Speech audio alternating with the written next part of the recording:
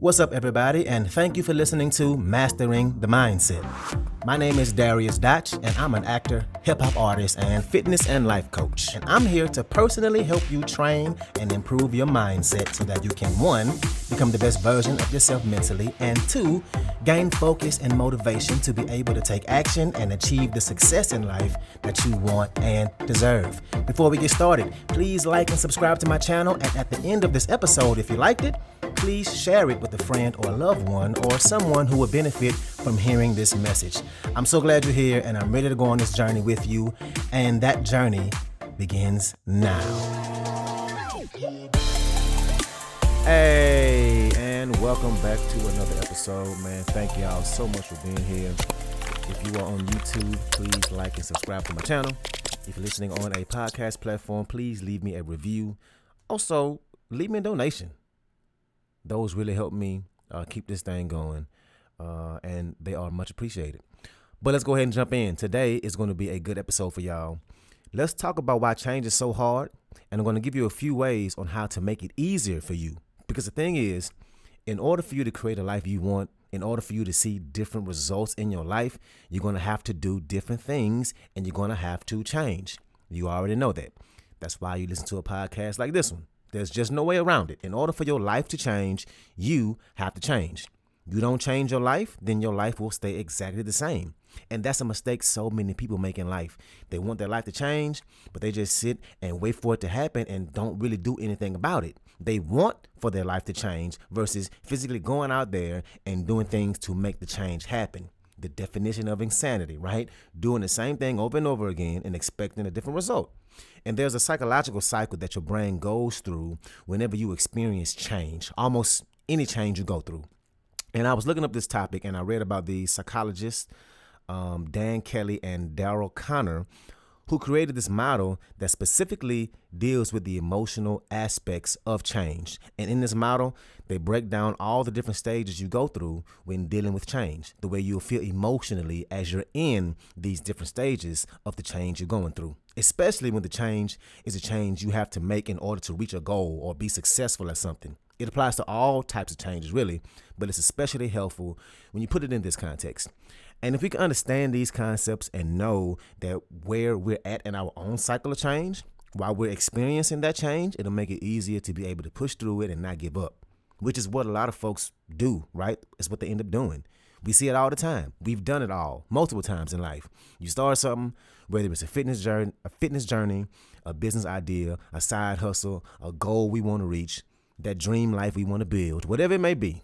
We started, then we realize somewhere along the road that it's not going as we planned or how we saw it in our head, and eventually it gets hard and we end up giving up on it. We look up and we realize that, damn, I ain't even work on that thing no more. It's been a few months since I even looked at it, right? We've all been there. And I can guarantee you went through this cycle of change. And the actual name of this cycle is called the emotional cycle of change. The emotional cycle of change. And in this cycle, there are 5 different stages that you have to go through. And I'm going to take you through the graph of this cycle. And what this is going to do is it's going to help you realize and understand yourself and anticipate what's going to come as you start to experience change, which is so important. As you start to take actions to make your life different, this is going to be so important. So let's go ahead and jump right in there. So the graph I'm looking at right now is shaped like a U. So if you imagine, since you can't see me, that we are at the top left of this graph of the U. Again, the emotional cycle of change, top left. And if you think in terms of the shape of the U, the top is how you're feeling right now. And we're going to travel from left to right in terms of a timeline of this U shape. So top left is a start. You're feeling optimistic and motivated and amazing. And the bottom of the U is the pessimism and doubt. So top left of the graph, right? The top left is called, which is stage 1, uninformed optimism. Uninformed optimism. And in this stage, you're really excited about change, right? And we all been there, right? We first start something, we're excited. Motivation is easy to come by. And the reason is because we're unaware of all the difficulties that are going to come ahead. We're uninformed about what it really means to do this thing. So many folks start something and they're excited about it, and then they go through the next stage of change and then they give up, right? A lot of times we can be real good at starting something, right? Real good at starting, but not always good at sticking with it and actually finishing it. Again, I myself used to be this way. We all have. Or let me say, I got a lot better at it, right? Because I still find myself doing it from time to time, but I do this with music. So YouTube is basically an unlimited amount of instrumentals, right? They have so many instrumentals for beats, for rap music. That's literally where I find all the instrumentals for my music, right? Every song you've heard, I found that instrumental on YouTube. And what used to happen, what I used to do a lot is I'll hear a beat. The beat is fire, it's dope. I'm grooving to it, nodding my head. I got it on repeat, and I start making a song to it. I start forming my flow in my head, right? No words yet, just how I want to attack it rhythmically and phonically, I guess. And I vibe out for probably, 10, 15, half hour before I actually start writing, right? Then I'll start writing. And for me, the hardest part of a song is the beginning and the end. Starting and ending a song. Always the biggest challenge for me. Anyway, I would start creating, going through my process, and never finish the song. I would end up spending like an hour writing, get like halfway through the song. Then I would either get distracted or would have to go do something else or be somewhere, have a responsibility I had to go do. And oftentimes also I would just stumble across another beat that was dope, and I would repeat that same process with that one. Next thing I know, months done gone by, and I got all these half-written songs. Again, I have been working on it, but we've all been there. Started something, not follow through. Anyway, but the reason why you're excited is because you're in stage one, uninformed optimism. And one of the things they write about that they say you should do is when you're feeling this optimism, make a list of all the benefits you want to achieve, the things that are going to positively change in your life when you complete this thing. Because at some point, you are going to have those feelings of giving up, or that it's too hard, or you're going to feel that doubt, right? And when you think about quitting, remember why you started. Make that list of all the benefits, all the reasons why you're excited about taking this journey and making this change. Also, make sure you have a strong enough why. And I talk about that a lot on here, but I want to mention it again. Your why, the reason deep down to your core that you're going after this. And it has to be strong. It can't just be about money. It can't just be about accolades. You have to have a strong enough reason that will keep you going. And the reason why this stage is called uninformed optimism is because you're looking at all the benefits from making the change, but what you didn't look at is any of the costs of that change. And you better believe there is a cost in change. And we like this first stage, right? Boy, do we like this first stage. But the problem is that it eventually fades. And a lot of times we don't stay there long at all, actually. And we start to move to the next stage, which is about halfway down on the left side of this U. And that's when we experience what's called informed pessimism. And that's stage 2, informed pessimism. So we move from uninformed optimism to informed pessimism. And now you know what you didn't know before. And because you know more, you start to feel some of that pessimism. As change progresses, you start to see some of the difficulties pop up, the hurdles. All those benefits you got excited about, they don't seem as reachable. And at this point, you can start to only see the costs. You see the costs more than you see the benefits. The cost of what you have to do, all the things you got to complete, how things will have to change, things you need to change, how your life is going to have to change. And this stage is going to be full of frustration and anger and anxiety. And this is when you first start to want to quit. You have that creeping doubt in the back of your brain, like, maybe I can't do this.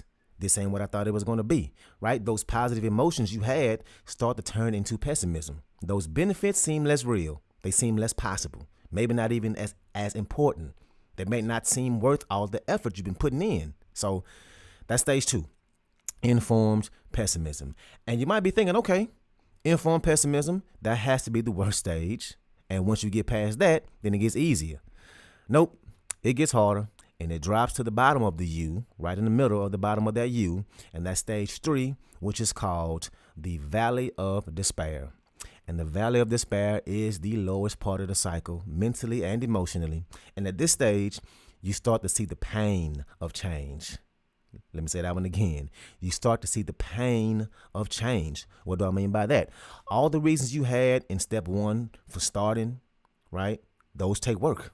It takes effort, time, and you start seeing that it ain't all sunshine and rainbows, and it ain't a breeze of a walk in the park, and you realize, oh damn, I've been working at this thing and I don't see no progress. I've been putting in all this time and I ain't seeing no benefits from this. And the benefits seem way too far away and they seem unimportant. And the easiest thing to do in the valley of despair is quit. And this is why change is so hard. This is where the majority of folks who give up on a goal, this is when they give up. Right here. They start something, they get here, and they quit. And they start another thing. And they get to the valley of despair and they give up. It's easy to want to quit and go back to the old ways of doing things. This is where you gave up in the past. And if you give up here, you're eventually going to start something new. And no matter how long it is before you start something new, a month, a week, 3 months, a year, 6 years, whenever, you're going to start that exact same emotional cycle of change. The exact same thing. This is the reason the grass looks green on the other side. When you're in the valley of despair, down in that valley, the grass ain't green. No, it ain't green at all. But up on the top of that hill way over there, you see that green grass, you get the shiny object syndrome, and you don't realize that green grass way over there on top of that hill, that ain't nothing but a patch of uninformed optimism. It's the grass of stage 1. And when you get to that stage, you're going to eventually end up back in the valley. It's inevitable. With anything new you start, you will hit stage 2, and then you get to stage 3. But when you think about quitting, you got to remember why you started. It's the reason why you made that list in stage 1, why you made that list, and why you make sure you have a strong enough why. So when you get to your lowest of lows, you can look back and say, that's right. That's why. And the good thing about being at the bottom, like I said, it is the lowest. It's only up from here. And moving on to the next step, once you get past the valley of despair, you make your way up to the other side of the U, halfway up on the other side. Now we're on the right side of that U, and this stage is called informed optimism. Informed optimism. At this stage, the probability of success increases. And the reason is you'll be able to actually see the road and the path you're on. You'll be able to see what that path actually looks like. What do I mean? Well, by this point, you understand all the obstacles, right? You know that you know what you didn't know before. You have a better understanding of not only how hard and difficult things can be, but you know exactly what you need to do to get past it. You've had the experiences, the bad ones. You learned things. You figured out what works. And this is where the optimism starts to come back to you. Success starts to seem more possible. You done messed up and you done gotten better. And now you start to see some of the benefits of your actions. And I'll give another example of my music. So after I first got serious with my music and really started to try and take my craft to the next level, whatever that level is or was, I felt great. I was getting all the feedback. People loved my music. I was in the uninformed optimism stage 1. Then I dropped down to informed pessimism. I knew I needed to upgrade my sound. I knew it didn't sound professional yet, and I couldn't afford studio time, so I was trying to learn how to do it myself. And it was hard and frustrating, but I was still getting it done. Then I hit that damn valley of despair, and I was putting out music, and not only was I not finding these quote-unquote success I thought I would have found, but I hit a point where I wasn't getting the streams and views that I thought I should be getting, which I still don't. That's another story for another podcast. And I was down about it. No, I didn't think I should quit because I know my talent is there. But in this stage, I damn sure figured out that it ain't always about talent. That actually, most of the time, it ain't about talent at all. So I was there in the valley, frustrated and down. And then I transitioned to the next stage, this stage, informed optimism. And I ended up winning a grant for my music. I was able to upgrade my home studio with that money. Now my sound is sounding way better. It's still hard work, but I understand it now. I understand that, yep, it's going to be hard, but you'll see the benefits, right? It might not be the success you envisioned in your head, but look, you won a grant. You're getting paid to perform, getting paid to make music. You had your music featured in a play that you were in at the Guthrie, which is amazing. You perform every year as part of a city's Juneteenth celebration, which you also get paid for. And you were the headlining performer this year and made even more money, right? I understand the cost of the change now. that all the things I was doing got me here right now. And I know I ain't where I want to be ultimately, but I can see beyond the trees now. And this stage, in my opinion, is the most important one. You can see the cost now, and the cost actually starts to seem worth it. You start to see some of the fruits of your labor, and you start to see some of the breadcrumbs of that success. And now life is starting to say, here you go. Here's a little bit of that success you wanted. Here are some of those results you started out wanting to get. And you go, okay, you know what? Maybe I can do this. Maybe this is possible. I'm actually making progress. And that is a great place to be in. And then the next day, so that was stage 4, which is informed optimism. Stage 5, the next stage, all the way to the top, right? We made it to the top, to the right side of that U. And we all wish we can go from stage 1 to stage 5, right? But we can't. And stage 5 is success and fulfillment. Success and fulfillment. That's stage 5, the final stage of the emotional cycle of change, when all those benefits come to life. This is that reflection stage. You look back at all the costs you had, all the costs that challenged you, and you feel proud of yourself. And you say, man, I'm glad I pushed through that. I'm so glad I did it, because back then it didn't seem worth it. But now that you crossed that finish line, it feels so damn good. And now those actions that seemed so hard back then, now those actions are routine. They don't seem nowhere near as hard. Now these are habits that you have built into yourself, and it all seems worth it. And like I always say, we think we want happiness all the time, but that doesn't serve us. We wish we can go from stage 1 straight over to stage 5, but we just can't. We can't do that. We got to go through stage 2. We got to go through stage 3. We just got to go to stage 4 and then to 5. It's part of the journey. And the number one thing I want you to take away from this episode is when you get to stage 2 and 3, when you start to feel like it ain't going to work, the most important thing for you to do is take action every day towards your goal. You have to take action. Keep taking action, even when it's hard, even if it's only the barest of minimums. I'm talking about the barest of bare minimums. If that's all you can do, do that. You have to keep taking action regardless of how it feels. You have to know a lot of the time, hell, most of the time, you ain't going to be motivated. You have to know that doubt and pessimism is going to come, but you keep taking action. And I'm serious about the barest of minimums of action.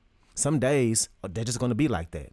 Now, I'm not saying that, hey, if you only do the minimum, that this is the secret to success and reaching your goals. No. What I mean is, when you get into that valley, it's going to be hard to do anything because you're full of pessimism. You're full of doubt. It's hard, right?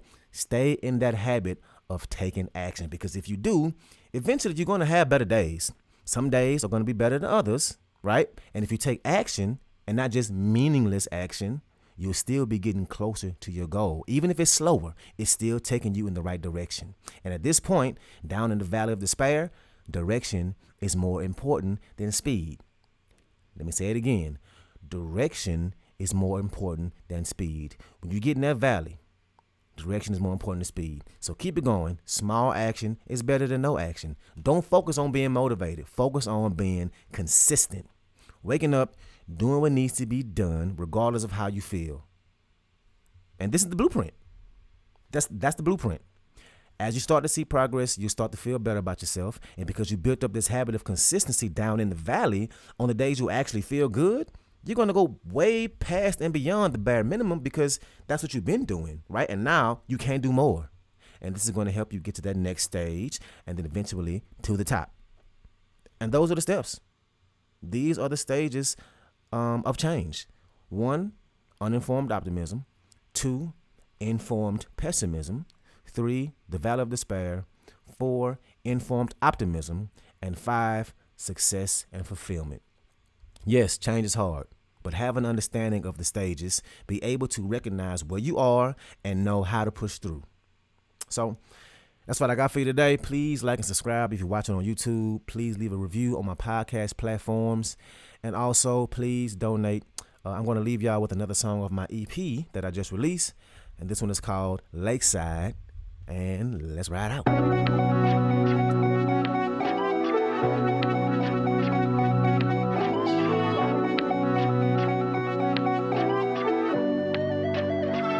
Look, See, I'ma grind from sunrise to moonlight to daytime. Stay focused and be patient and understand it take time. Couldn't walk a mile in my shoes, they probably couldn't even lace mine. Game face, I'm suited up, throwing threes up when it's game time. Wide awake, I ain't tired, I won't sleep till I'm graveside. It's cool if they hate mine, long as they keep it on they side. All the fake and all the snake, yeah, please keep it on they side. Now they wanna come rock the boat, can't all be on the same side. Spreading lies about who I slept with, ha ha, yeah, they lie. Heard about it through the grapevine, I stayed classy and made wine. And if I ever made a mistake, I'm a man about it, I claim mine. Skeletons came out the closet and I ain't talking about gay pride. You need style, but don't take mine. Like saying Black Lives Matter, they wanna talk about their lives. They don't wanna talk about killing us, treating us like K9s. Cop killers keep piling up like 4, 6, 7, 8, 9. But who the hell said break time? It's take 3, we don't take 5. Go ahead and make your point, please hurry up, we don't waste time. She mad cause I'm busy, said if I really cared I would make time. She wanna have date time like margaritas on the lakeside. They talking about they on the wave,